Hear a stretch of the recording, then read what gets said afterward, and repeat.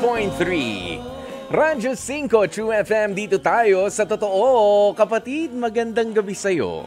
Oo, magandang gabi. Lalong-lalo na sa lahat nga po na nag-e-enjoy sa mga... kanina pa naman natin, buong araw na natin pinag-uusapan yung mga pangyayari nga ng dahil sa ating kalikasan. Pero alam ko marami ang mga nag-e-enjoy ngayon sa iba't ibang mga nakikita nilang mga kailawan sa kakalsadahan. Opo, happy Tuesday evening mga kapatid. 64 days to go before Christmas. Kumukuti-kutitap, bumubusi-busilak, ganyan ang indak na mga bumbilya. Lalo ng araw. Oo, totoo yan. Kahit nung papasok ako, pasalubong kasi ako pasalubong ako, southbound ako ng EDSA, dumaan. Yung northbound ng EDSA, lalo na dito sa Mandaluyong, sa bandang malaking mall dito. Ay, nako. Yan na nga po ang peg ng mga tail lights sa EDSA, mamula-mula, manilaw-nilaw, at meron pang sound effects na busi-busina. Opo, beep, beep, beep, beep. Ang sabi ng jeep, ganyan. Kumukuti-kutita, bumubusi-busina. Pero nako mga kapatid, lamig ng ulo ang ating ang ating baunin. Ilang araw nga, 64, di ba? 64 days na lang naman. Pasko na. Hayaan nyo na.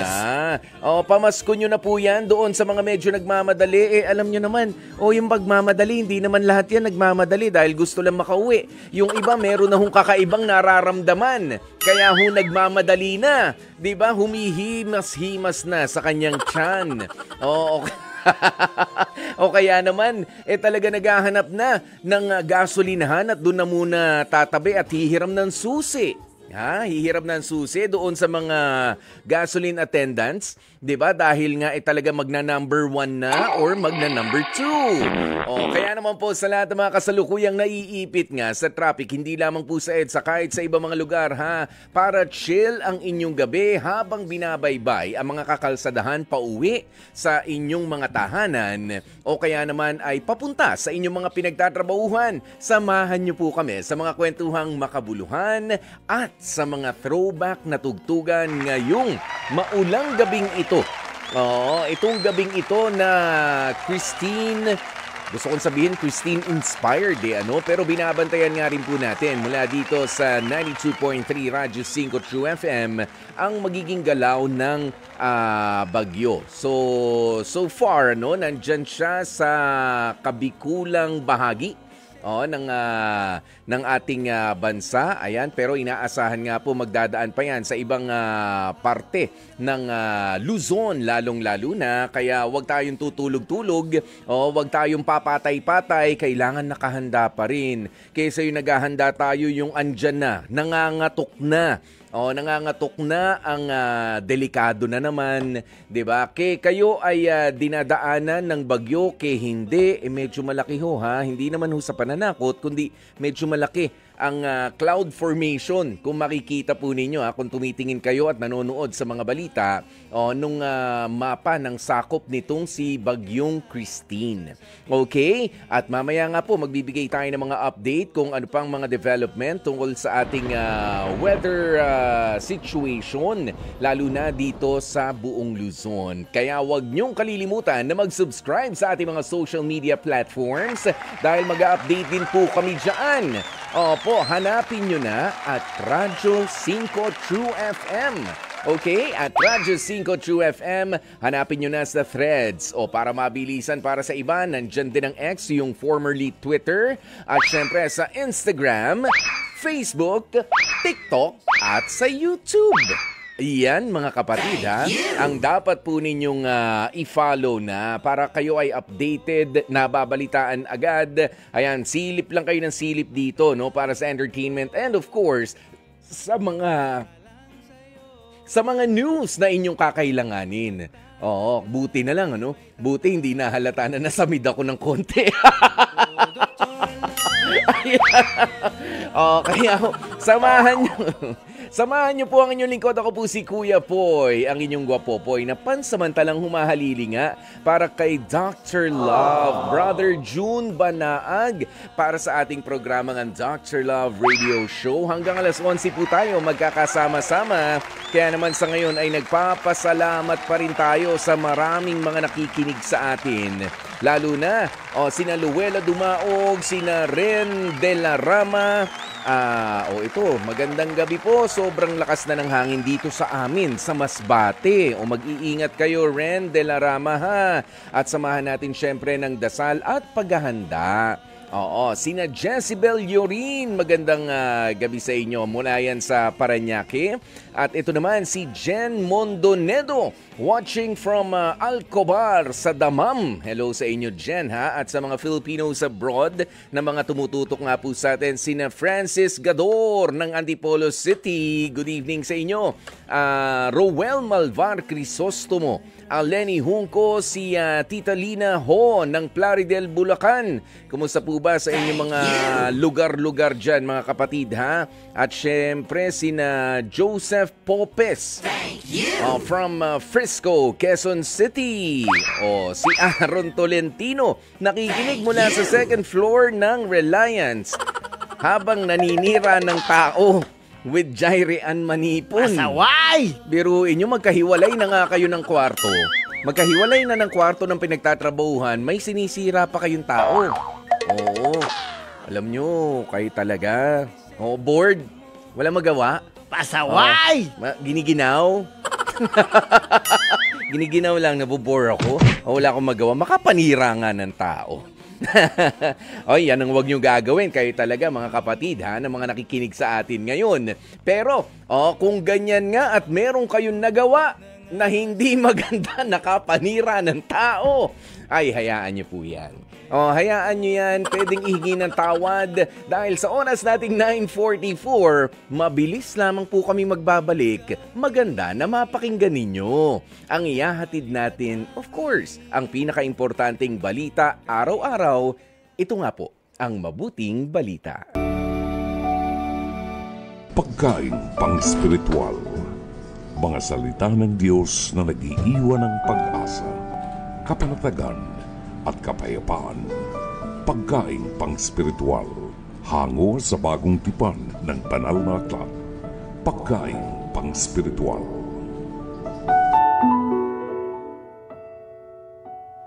Mga kapatid, ang mabuting balita mula kay San Lucas, 12 kabanata, nagsisimula sa 35 talata. Maging handa kayong lagi at panatilihing maliwanag ang inyong mga ilawan. Tumulad kayo sa mga aliping naghihintay sa pag-uwi ng kanilang Panginoon buhat sa kasalan, upang kung ito'y dumating at kumatok, ay mabuksan nila agad ang pinto. Pinagpala ang mga aliping aabutang nagbabantay pagdating ng kanilang Panginoon. Tandaan ninyo, magbibihis siya at pauupuin sila. Ipaghahanda sila ng pagkain at pagsisilbihan. Pinagpala sila kung maratnan silang handa pagdating ng Panginoon, maging sa hating gabi o sa madaling araw man. Ang mabuting balita ng Panginoon. Pagkain pang-spiritual. Mga salita ng Diyos na nag-iiwan ng pag-asa, kapanatagan, at kapayapaan. Pagkain pang-spiritual, hango sa bagong tipan ng banal na aklat. Pagkain pang-spiritual.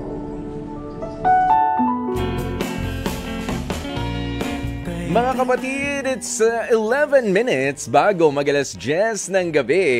Ay, napakaganda ng ating mabuting balita. Na para bang sumasalamin talaga. Kahit sa mga praktikal nating mga ginagawa, lalo na sa mga trabaho. Kayo ba? O, kumusta ba ang ginagawa ninyo kapag wala si bossing? Ginagawa ba ng efficient? Ginagawa pa rin ba ng epektibo ang mga ipinagkatiwala sa inyong mga trabaho, mga responsibilidad kapag wala si bossing? O wala yung inyong amo. Yan ang sinasabi. 'Di ba? Kita nyo naman, kahit noong araw pa nasa Biblia na kailangan tayo ay nakabantay. Hindi lamang sa pagdating ng ating bossing, kundi tayo ay dapat na nakabantay sa ating mga sarili at sa ating mga gawain. Dahil pinagpapala pala, yaong mga biruin nyo kahit na gabi dumating, this oras na ng gabi, syempre tagasilbi ka eh. Di ba tagapagsilbi tayo eh. Ganyan din po tayo sa Panginoon, di ba? Tagapagsilbi, pero syempre mas kalugod-lugod para sa Kanya kung tayo ay magiging handa sa Kanyang pagdating. Kaya hindi pwede na kapag ang dami-dami kasi inuugali na nung asal na eh. Inaasal. Di ba? Na kapag umalis, yung kanilang superior, banjing-banjing lang, relax lang dyan. Pagka dumating, kalabitin mo na lang ako, tapos bigla, tsaka na lang ulit magiging masigasig sa gawain niya na para napaka-busy. Sa totoo lang, pwede na natapos agad yun kahit nung wala pa naman yung amo. Diba? Pero nakikita naman po lahat yan ng Panginoon, Ayan, pero hindi lang naman po yan ang mensahe para dito. Diba? Bantayan din natin ang tahanan na ipinagkatiwala sa atin, yan po ang ating mga sarili. Laban sa mga masasamaang loob, laban sa mga magnanakaw. Sa mga magnanakaw, lalo na ng tiwala natin, magnanakaw ng ating pananalig. Yan yung mga, kung ano-ano mga depression, yan yung mga ganyan po yan. Kung mas palalalimin pa nating pag-usapan, yan yung mga dumarating, kaya bantayan ang ating mga sarili, At syempre, wag nating kalilimutan na ang pinaka-focus talaga natin ay ang maglingkod sa Panginoon. At syempre, wag magbabago ng ating kalooban na siya lamang ang ating Panginoon at tagapagligtas. Na sa bandang huli, sabi nga dito, ay magbibihis siya. Pauupuin pa tayo ng mga taga-silbi. Ipaghahanda ng pagkain at tayo naman ang mapagsisilbihan din. 'Di ba? Merong reward. Yan ang magandang reward system. Lalo na kung totoo ka na nakikipaharap, pumakikiharap sa ating Panginoon. At syempre, ganun din, pagsilbihan mo rin yung tao na mas mataas sa'yo. Dito sa mga trabaho mo, diba? May respeto ka, maayos ka makipag-usap kahit wala yung amo mo, ginagawa mo yung kailangan, yung karampatan mong gawin, yung responsibilidad mo, yung pinirmahan mo sa kontrata, diba? Yun ang ginagawa mo, ganyan tayo eh. Sige, meron niyang reward sa bandang huli. Alright? Kaya naman mga kapatid, ito naman ang reward ko naman para sa inyo na mga kararating lang at mga kapapasok sa ating live streaming. Sina Carlin Gale. Magandang gabi po sa inyo. Siyempre si Ate Mel. Hello Ate Mel. Ate Mel Cruz at siyempre si Neb Ganaban. Si Neb, nakikinig pa? Sipag si Beronggoy Teng, good evening po sa inyo at si Ariana Azriel Villanueva Lago is watching at si Harold Mohor, maraming salamat po sa inyo mga kapatid. Ingat po tayo sa maulan na kapaligiran, baka tayo ay alam nyo na, maambunan, maanggihan o kaya madulas-dulas. Mag-ingat sa ating mga pagkilos dyan at maging handa rin po tayo.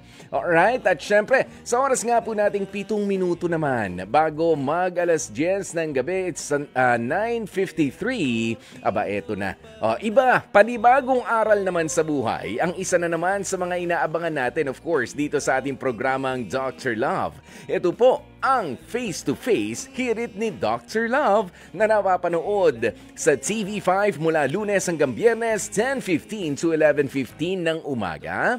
At syempre, meron din po itong replay sa Signal TV 1PH Channel 1 mula 8 to 9 p.m.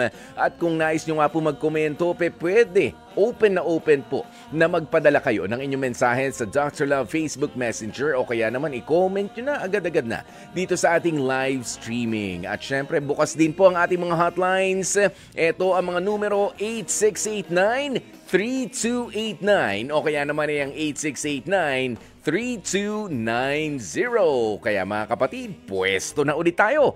Panoorin na nga po natin itong Face to Face. Hirit ni Dr. Love. At ang title, Hindi Aswang ang Aking Nanang. Ano ang inirereklamo mo o sino? Nais ko pong ireklamo yung kapitbahay po namin na matagal na pong salot sa barangay namin.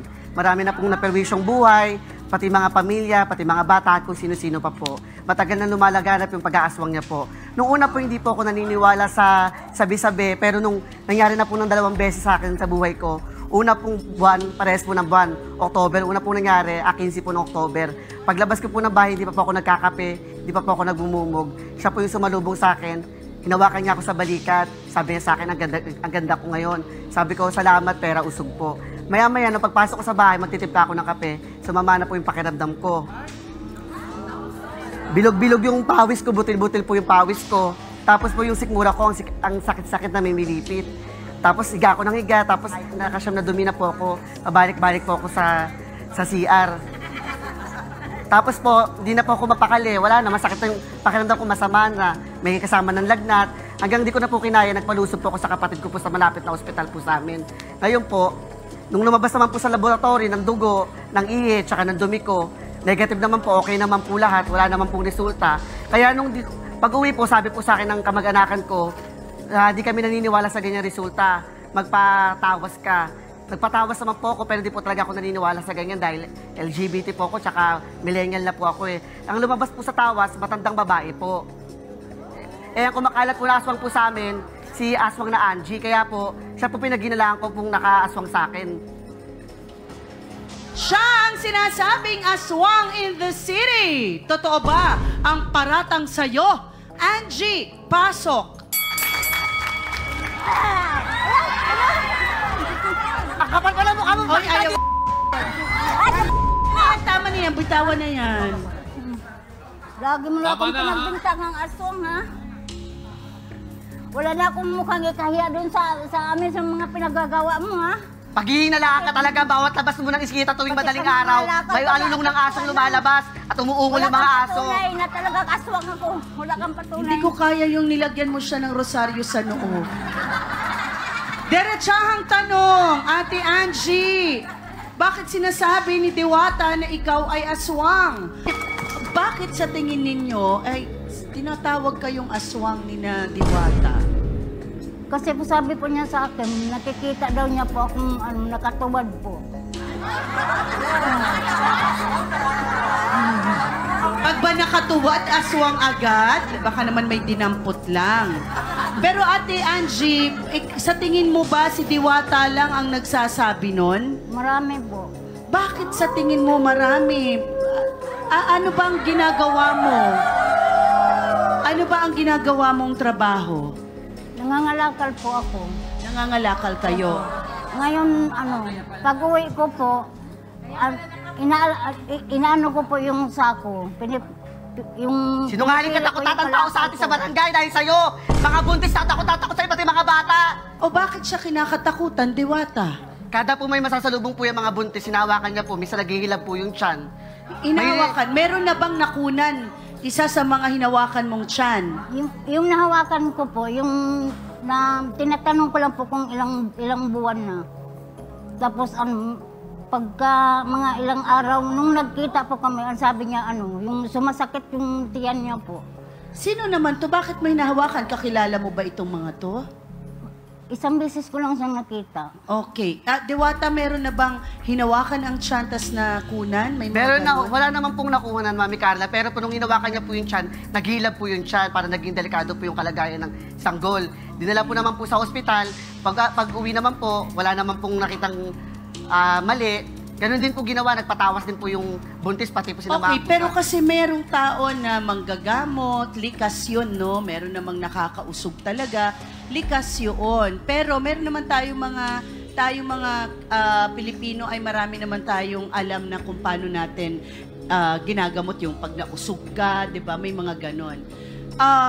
Importante kasi na maintindihan natin kung totoo dahil nakakasira ito ng pagkatao. Wala at naman pong senaryong reputasyon. gano'n, pero po tuwing madaling araw po, this oras ng gabi, o hindi magandang oras ng dapat hindi po siya lumalabas ng ganong oras. Bilang sumusulpot po siya sa mga eskinita, nag-aalulungan lahat po ng aso. Bakit po? Kasi po nangangalakal po ako paggabi. Tapos kailangan po pagkatapos ko mga lakal, lilinisin ko po. Okay. Natural na ang mga aso sa madaling araw ay mag-alulungan kung makakita ng mga tao. Depende sa amin po, sa eskinita po ng lugar po namin, sa compound po ng squatter area na yun, kahit sino dumadaan, kahit mga bata, hindi naman po ganun yung tahol ng aso yung alulong, pero pag siya po, kakaiba po yung tahol, tsaka sabay-sabay po, parang nagsasanib po yan sa lahat ng aso. Totoo ba yan? Pati yung mga pusa sa bubong po. Totoo ba yan, Aling Angie? Tumatahol po, pero hindi naman po lahat ng aso tumatahol. Kasi po may usong po ako eh. May usog kayo. Lalo Pero na yung po mga pag, anak mo, ilang taon na? Lalo na po pag yung Ilang taon na yung kukutungan. anak mong panganay? 30 po. 30. Mayroon ka namang tagapagtanggol. Mayroon po. Sino nagtatanggol sa kanya, Diwata, pagka napag-uusapan ng ganyan? Yung pamangkin niya na pong LGBT din po, nakagaya ko po, na dati ko po katrabaho sa Parlor. Pinagtatanggol naman O, siya. pinagtatanggol po siya. Pero dahil minsan wala po sa trabaho yun, talagang matatanggap niya yung mga pambubuli sa kanya, tsaka yung paratang sa kanya nasong siya. Dahil madalang po lumalabas ng umaga po yan. Dahil po sa sobrang kahihiyan ng ginagawa niya sa akin, wala naman pong katotohanan. Hiyang-hiya na po ako. Huwag kang magsinungaling dahil hindi pwede nagkataulang yung mga pangyayari. Lahat ng hinahawakan mong bata, mga buntis, kagaya ko, 2 beses mo na akong inano. Dapat makakasama ko nung tumakbo ko akong po kagawan. sinasadya yun. October Hindi ko 19, ginusto. binati mo rin ako. Yan ang pangalawang pag-usap mo Kasi sa akin. pag Kaya may hindi ako nausap nakasama sa ako, ayaw pag-ikot naman po dahil sa nilang kagagawan mo. magpalaway para maalis Kakaligo ko lang magbibihis na ako. Niyakap mo ko, sabi mo iboboto mo ako dahil iikot na kami. Tumatakbo akong barangay kagawan. Dahil sa'yo hindi ako nakasama sa pag-ikot, pati sa caucus, dahil sa kahihiyan na ginawa mo sa akin. Teka lang. Si Diwata ay tumakbo po kayong kagawan sa inyong barangay. Opo. Nanalo po. Hindi yun. Hindi tayo pumasa. And you claim that Angie, sinasabi po ninyo na si Angie ay isang aswang. Opo. At kanina po ay inobserbahan ko kayo talagang galit na galit kayo sa kanya. May mga tao po kasing may usog talaga. Tingnan natin si Aling Angie. Mula ulo hanggang paa.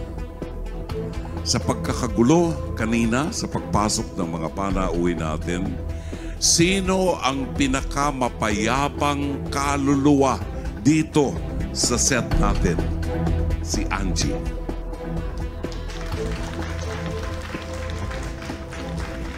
She is at peace. Siya ang hinahatulan natin na isang aswang. Siya ang aswang na mapayapa. At nakikita ko sa aswang na ito ang kapayapaan na kaloob ng pananampalataya sa Diyos. When we accuse people, magsisimula na tayo mag-isip ng mga negatibong bagay. Tingnan niyo ang mukha ng aswang. Lumuluha. Ang mga engkanto na sinasabi natin ay evil spirits. They are bad spirits. And when we say spirits, hindi nakikita. Magsalamin tayo. Tingnan natin, kapatid. Baka makita natin ang masamang espiritu sa mata natin. Anong mabuti ang nagawa mo sa kapatid mo ngayong maghapong ito? Bago lumubog ang araw, suriin mo ang sarili mo. Tingnan mo ang mukha ng aswang. Natuto ka bang magmahal sa kanya? Naging instrumento ka ba upang mapalayas ang diablo sa kanya?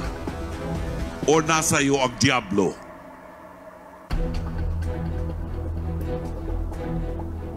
May the Lord bless us all. Thank you, Mama Carla. Maraming salamat, Dr. Nako ha, mabigat pong mga akusasyon, yung mga ganyang klase na binitiwan ng ating napanood sa face-to-face, sa mga binitiwan ni Diwata at ng iba pa nilang mga kapitbahay kung meron man na kasing agresibo niya ha, lalo laban dito kay Angie na nangangalakal sa gabi. Well, unang-una naman, ito naman para sa mga, ang pangangalakal ho kasi ay mas maganda na ilagay din naman natin sa oras, sa tamang oras. Huwag naman isabay doon sa pagpapahinga ng mga tao, ha? Lalo na nga kapag sila ay tulog na dahil baka kayo po ay mapagkamalan pa ng mga akyat bahay. Ha, alam ko na kailangan ang pangangalakal para sa iba para merong makain sa kinabukasan. Yan yung mga sinasabi ng mga isang kahig, isang tuka, pero ilalagay din natin sa tamang oras, sa tamang panahon. Okay, kung namamahinga na ang lahat ng tao, natural. Sabi nyo nga doon sa lugar ninyo ay may mga aso, may mga natural, may mga nagtatrabaho rin doon ng maaga. Kapag ka nabulahaw ng mga aso, masisira ang tulog, iinit ang ulo. At sino makikita roon? Kayo. Okay, kahit pa nga marangal, sabi nyo nga, kailangan kong ligpitin kasi yung mga kinalkal ko roon, nandoon na tayo. Pero ilagay naman natin, doon sa oras, nagising pa yung iba mga tao. Okay? Nagising pa sana sila. Wala hong masama roon. Pero ang mag-akusa na isang aswang, isang tao, dahil sumakit ang tiyan mo, nahawakan ka, may sabate, ako rin, naniniwala ako dyan sa bati na yan, hindi mo rin ma-explain. O lalo na sa mga anak ko. Lalo na nga rin sa akin, naranasan ko rin yan personally. Ayan, pero mabigat naman, nasabihin mo na aswang yung tao, na wala ka naman nakikita, hindi naman nagchachapi lang naman siguro siya sa pakikipag-usap sa telepono. Hindi naman siya napuputol na literal na nagiging manananggal. Ganyan. Para siyang nagchachapi ka na girl. Naiwan mo na yung paa mo doon. Yung kalahati ng katawan mo, hindi naman 'Di ba? Kaya mahirap yung ganyan. Sa tingin ko, dala lang rin ng init ng ulo at dun sa abala rin na nagagawa ng nitong si Aling Angie. Ayan, kaya sana mas agahan. Kapag kagising na ang mga may-ari ng kabahayan doon o ng mga kwarto-kwarto doon, tsaka mga lakal. Okay? Para hindi rin mapagkamalan.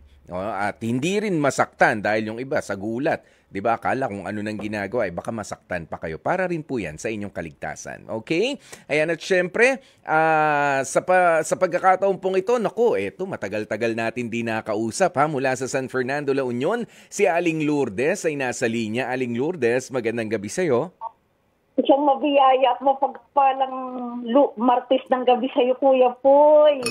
Kumusta ba, Aling Lourdes? Bago tayo magpunta doon sa ating face-to-face hirit ni Dr. Love, kumusta po ba ang kalagayan ng panahon dyan sa La Union? Mainit pa rin po. Hindi nyo pa nararamdaman, maulan-ulan, hindi naman. Hindi po. Pero kanina po, biglang malakas po yung hangin. Opo. Ayun. Yun lang po. Wala naman po. Ulan, wala pa naman. Okay, sige. Maraming salamat naman. At sana nga, wag nang magtuloy pa, Wag nang mag-progress. Wag nang lumakas pa itong si Christine. Sige, Aling Lourdes, ano masasabi mo dito sa napakinggan mo na naman na bali-taktakan nila Diwata at ni Angie sa face-to-face hirit ni Dr. Love? Hindi naman po sapat na batayan yung porque lumalabas po sa madaling araw, yun na po siya. Hindi.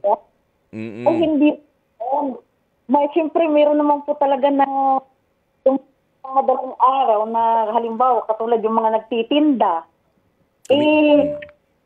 Madaling araw talaga sila lumalabas. Kumikilos na. Opo, yung mga yan, nangangalakal ng basura, ay talagang maaga yan lumalabas ng bahay para maghanap po ng kanilang ibibenta, kinabukasan. Hindi naman po dapat na husgahan nila si Angie. Opo, kasi kung talaga po sila, kumisara po sila sa Diyos, hindi nila iisipin na gano'n. Yan. Hindi na talaga dapat. Mm. Ayan, kalmahan lang ano? O kalmahan lang at unawain din yung mga tao sa paligid. Pero sabi ko nga kanina, ganda doon sa mga mangangalakal. Naku, lalo na yung mga medyo pagka oras talaga na nagpapahinga yung mga tao, wag na kayong para hindi na rin naaabala. Walang nagagalit. 'Di ba? Imbis na maawa ka, imbis na abutan ka ng ikakalakal, ay wala, masisigawan ka pa. Ano ba, gabi na, wag na kayong mag-ano dyan. Ilagay, kapag ka kumikilos-kilos pa yung mga tao, di ba? Pagkatapos ng hapunan, o hanggang mga alas 8 ng gabi, kung talagang kailangan, o yun. Pero kapag ka this oras na ng gabi, wag naman. O baka, alam mo, may iba ha, baka mapagkamalan pa kayo, mahampas kayo dyan, mabugbog. Delikado. Ilagay din po sa lugar kami. Yun. Okay. Maraming salamat, Aling Lourdes. May mga babatiin ka ba? Si Lams po, narinig ko po siya kagabi. Na ng tula at sana po nakikinig siya ngayon at suportado ko siya. Si Lance, ano? Opo. Pupunta ka ba sa event niya? Sa event ng grupo nila? Hindi po, pero ang galing-galing po niya. Napakasipag na bata. Yes. Sana ay balang araw po magiging matagumpay din po siya. Yan. Oo. Sa pamamagitan ng suporta ninyo, Aling Lourdes, I'm sure of that. Maraming salamat po ha, Aling Lourdes. Mag-iingat po kayo. Salamat din po. God bless you too, Aling Lourdes. At syempre, eto, nasa linya rin natin si Gerald ng Pasig. Gerald, magandang gabi sa'yo. Ayun, good evening. Nako ano ba ang masasabi mo doon naman sa napakinggan natin na hirit ni Dr. Love? Actually, wala na akong maganda yung sinabi ni kaya ako napatawag din ni Dr. Love. Tumagos yun, yung kala Diwata. Correct. Oo, kasi kay Ma'am Angie na lang, yung sinuggest mo, Kuya Poy, wag na siya yung sobrang gabi na nangangalakal, aga-agahan niya. Tapos iwasan niya na rin yung mga hawak-hawak na kung yun yung nag-aano sa kanya. Nakakusahan siya yung mahawak pa siya ng mga buntis, di ba? Nakakabati pala. Oo, nakakabati Totoo yun kahit ako naranasan ko na yun yung usog. May mga malalakas talaga mang usog. Talaga sasakit yung tiyan mo kahit anong gawin mo. Yeah. Plus, hindi ka nalalawayan, talagang hindi matatanggal yung sakit. Ayun nga Kuya Gerald, di ba? Plus, syempre, nangangalakal ka, tapos may buntis ka na makakatuwaan. Ganyan kasi, kapag ka nauusog ka, yung bang nakakatuwaan ka.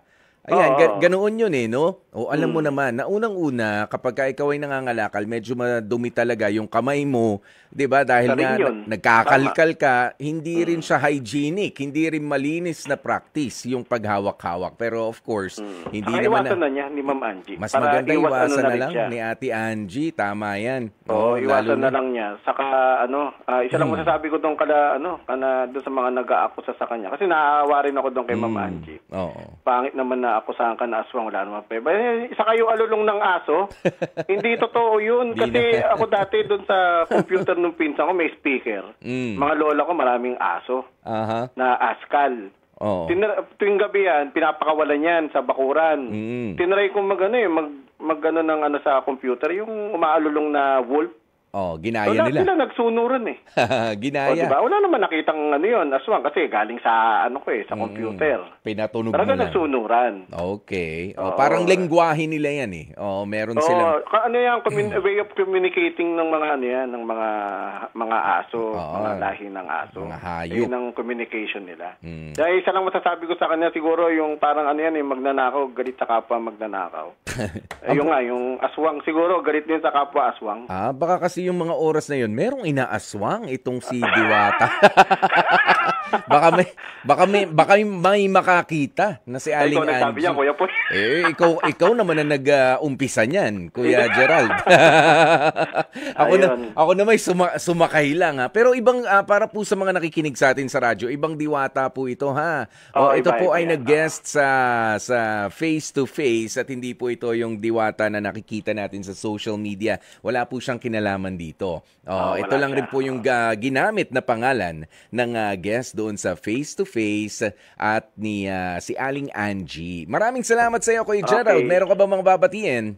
Batiin ko na lang yung mga listeners ng 92.3 True FM. Yun. Para lahat-lahat na. Yan. Maraming salamat po sa inyo. Ingat ka, Dr. Poy. Oo nga, maraming salamat po. Kayo rin, ha, Kuya Gerald. Okay, God bless. God bless you too. At syempre si Azon Ma, sabi niya nahihiya po siguro na sa umaga mga lakal kasi ang tingin nga sa kanya na mga taga doon ay aswang. Ay, kawawa naman po siya. Ayan. Good evening sa iyo, classmate Gilbert Santiago Abit. Magandang gabi, ha. Sina Vincent Garcia, naimbang rabii sa mga taga Nueva Vizcaya, from Vincent Garcia at syempre ang ICT Security of Rosario, Maclang Bautista General Hospital, especially kaya SG Irinco and SIC Security in Charge Ortega. More power pa po sa inyong programa. Maraming salamat. Si Virgie Cuevas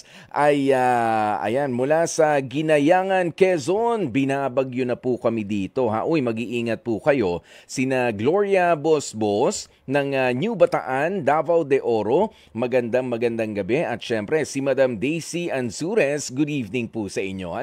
At syempre ang oras na natin, mga kapatid, it's already 15 minutes makalipas ang 10:00 ng gabi. Ang mga importanteng mga balita ay susunod na, kaya wala na po kayong dapat na dahilan pa para bumitiw sa ating programa. Hihinga lang po ako ng mga 3 times at malalaman na natin ang mga may init na mga pangyayari sa ating bansa sa ating pagbabalik sa ating programang Dr. Love Radio Show. Kasama nyo nga po ang inyong Kuya Poy, ang inyong Guwapo Poy.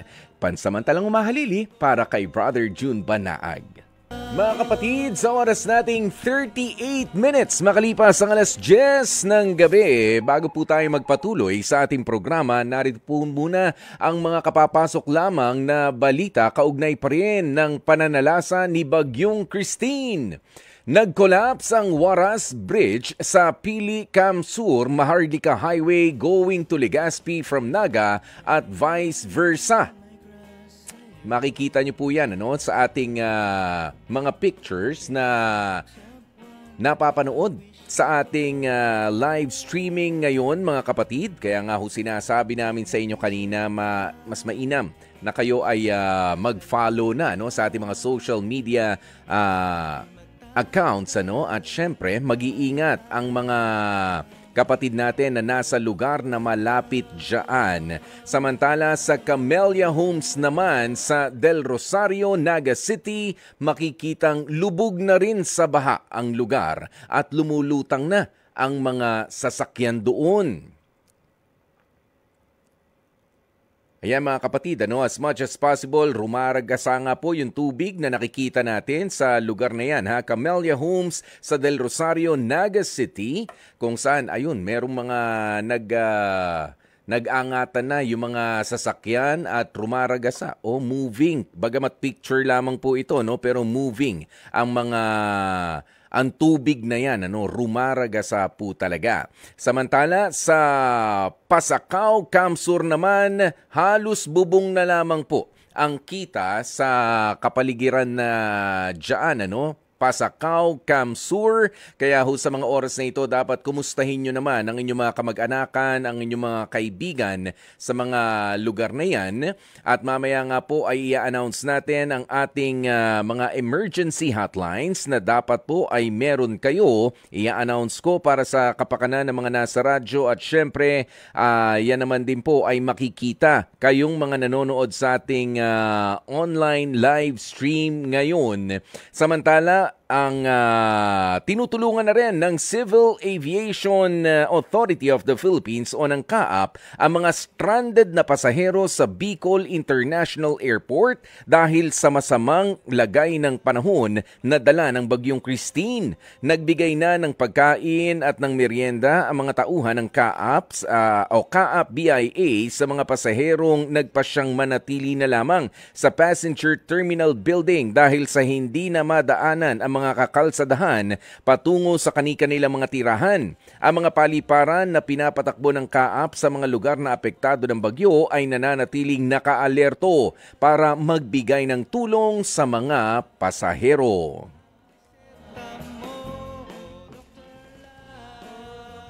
Samantala mga kapatid, meron na ba tayo yung mga numero na ifa-flash? Ayan, nakikita na nga po natin. Makikita po natin yan mamaya. Okay? Ayan ha. Ibibigay po namin sa inyo. Nakikita sa crawler natin. Ayan sa tumatakbo sa ilalim. Ayan, Typhoon Emergency Hotlines. Para sa kapakanan ng mga nasa radyo, ang National Emergency Hotline ay 911. Yan po ang inyong dapat na i-dial mga kapatid. Samantala, ang Philippine Red Cross naman, ang hotline nila ay 143 o kaya naman ay ang 02527-0000 o ang 02527-8385 hanggang 95. Ang NDRRMC naman ay meron din pong trunk line na 911-5061 hanggang 65. At ito naman po ang kanilang phone number, plus 632-911 4016. At syempre, nandyan din po ang 912-2665. Okay? Ayan, maganda. I-follow nyo nga po kami sa ating Facebook page para nakikita nyo na habang tayo nagpapatuloy sa ating programa, mga kapatid, ay ang mga importanteng mga numero na dapat ay meron po tayo. Samantala, ituloy na nga po natin sa oras ating 10:42 ang ating programang Dr. Love Radio Show. At ito na nga po ang ating liham kasaysayan.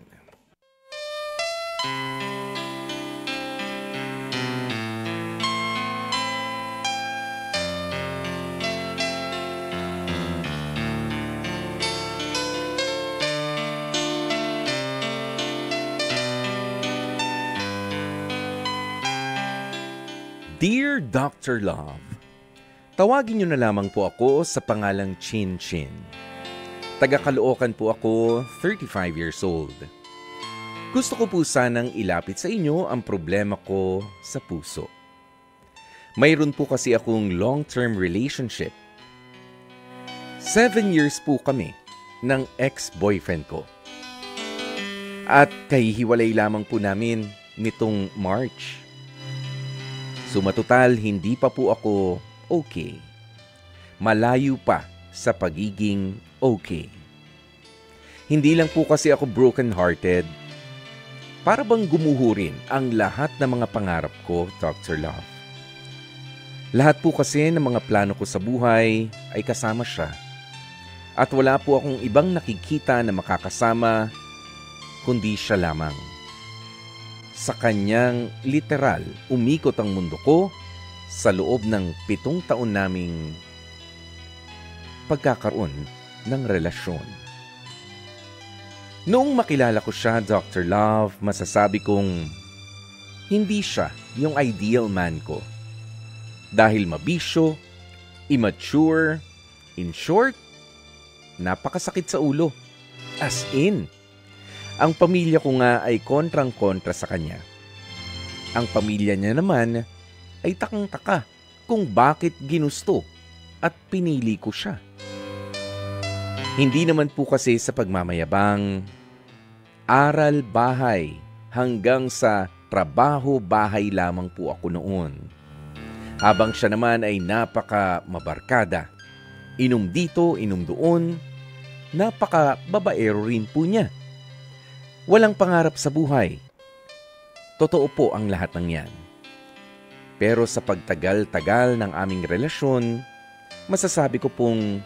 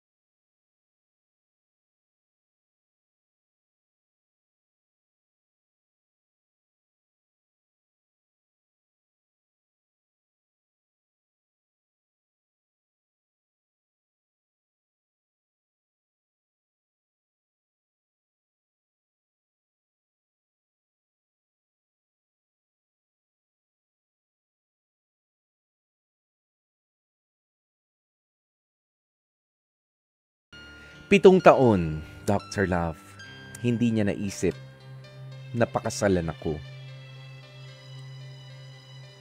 Sila na wala pang 1 taon, yung babaeng yun, ang pakakasalan niya. Dr. Love, wala pa po silang 1 taon. Para bang ako ang nagluto, pero iba ang kakain. Hindi ko po matanggap. Ganoon pa man, hindi naman po ako nanggugulo. At hindi ko naman po kasi ugali iyon.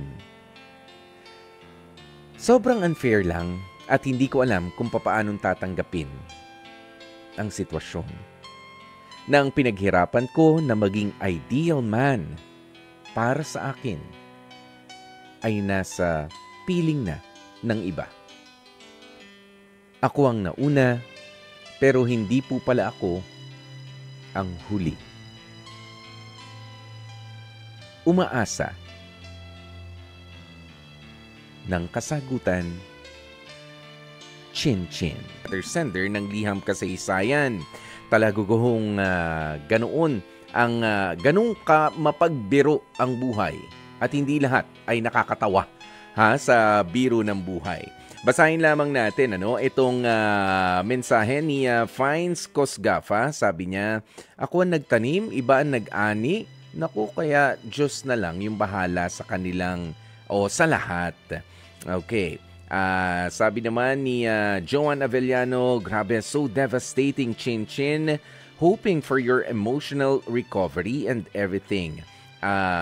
Always pray. Okay. Ayan tunguhin na nga po natin ano nga ba ang kasagutan na hinihingi nitong si Chin-Chin sa mga oras na ito. Sa ngayon, mahirap pa talaga dahil nung March lamang nang kayo nga ay magkahiwalay, tapos inulit-ulit mo dito sa iyong liham sa amin na wala pang 1 taon ay meron na siyang pakakasalan na iba. Napakasakit. Pero ang kailangan mo nang tanggapin, Chin-Chin, ay yun yung role mo sa buhay nitong ex-boyfriend mo. Ikaw yung special someone niya na magpapabago sa kanya, sa pagiging makulit niya noon, sa pagiging disorganisado, walang plano sa buhay, and I think marirealize niya rin yan in the future, or baka na-realize niya na nga lang, hindi rin naman natin pwedeng ipilit sa isang tao na dahil ako ang nakapagpabago sa'yo, ako ang piliin mo. Bawat tao ay merong role na they have to play sa ating mga buhay. Okay? Yung inaakala natin na sila na talaga ay hindi pa pala. Kailangan, Chin-Chin, sabi mo nga hanggang sa ngayon ay umiiyak ka pa rin. Hanggang ngayon ay nasasaktan ka pa rin. Yes, feel the pain. Kailangan yan Kailangan niya na iyakan. Kailangan niya na ilabas mo. Pero sa bandang huli, kailangan na rin umpisahan ang proseso ng pagtanggap o yung acceptance. Hindi na pwede naman na itigil mo ang buhay mo nang dahil lamang doon sa taong inikutan ng mundo mo for the last 7 years.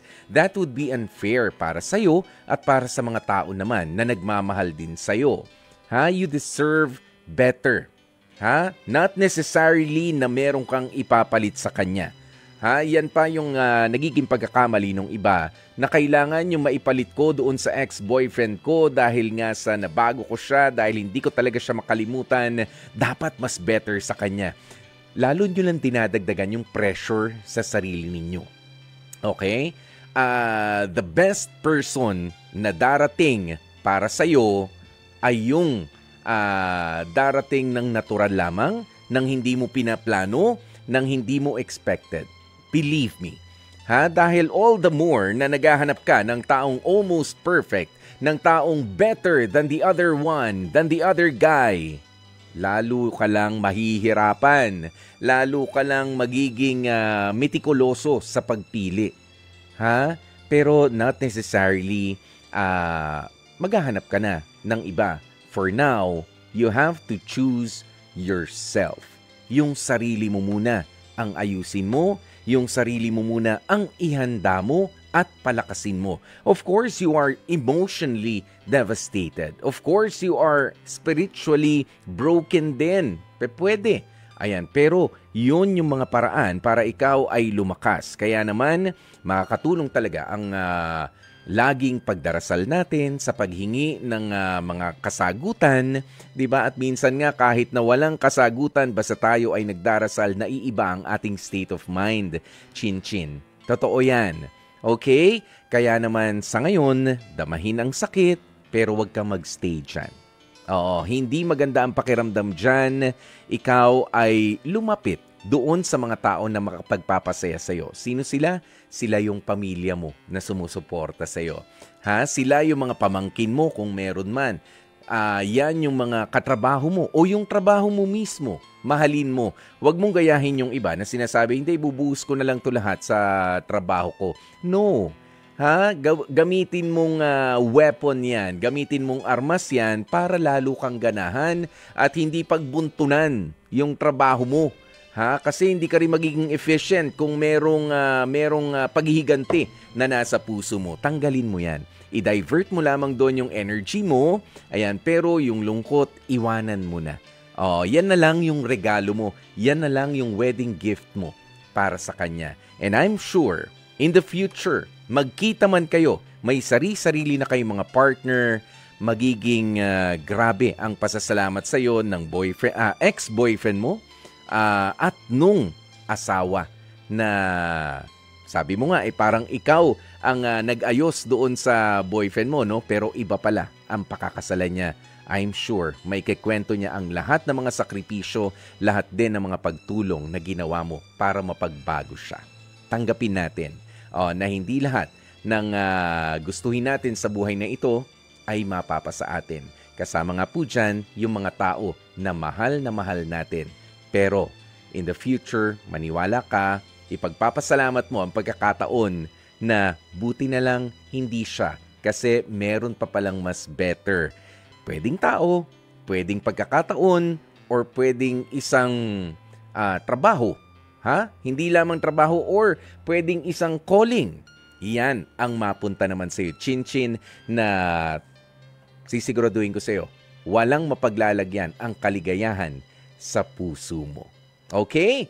Sa oras nga po nating 1 minuto bago mag-alas 11 ng gabi, meron lamang po uling mga kapapasok na mga balita, mga kapatid, sa pagpapatuloy ng ating programang Dr. Love Radio Show. Suspendido na po ang klase sa lahat ng antas at ganun din ang pasok sa lahat ng opisina ng gobyerno sa buong Luzon bukas, October 23, Miyerkules. Ayon po yan sa Office of the Executive Secretary. Nakadepende naman po ang pagsuspinde ng pasok sa mga pribadong kumpanya sa kani-kanilang mga heads. Mga kapatid, yan na nga po, at mag-iingat po tayo sa ating pagbiyahe. Kumustahin nyo na po ang inyong mga kapamilya, mga kamag-anakan na ayun na, dinadaanan na ni Christine at patuloy po tayo na magdasal na wag naman na sanang lumala pa ang magiging masamang epekto ng pagdaan na naman ng bagyong Christine sa mga susunod na oras. Okay? Ihanda na nga po ang ating mga hotlines. Okay? At lumikas na kung kinakailangan. Kung ngayon ay wala pa, magpahinga na muna. At kung kailangan ng kumilos, kumilos na. Wag nang papatay-patay pa. Okay, mga kapatid. Hanggang bukas, magkarinigan at magkatanawan po ulit tayo dito sa True FM. Sa ngalan po ni Brother June Banaag, ako po si Kuya Poy, ang inyong guwapopoy na mapapakinggan nyo rin at mapapanood sa ating programang H2H, Heart to Heart, alas 12 ng tanghali. Bukas po yan. Of course, dito rin po yan sa True FM. Manatiling nakatutok. Ito po ang programang Dr. Love Radio Show. Manatiling nakatutok dito sa True FM. Dito tayo sa totoo.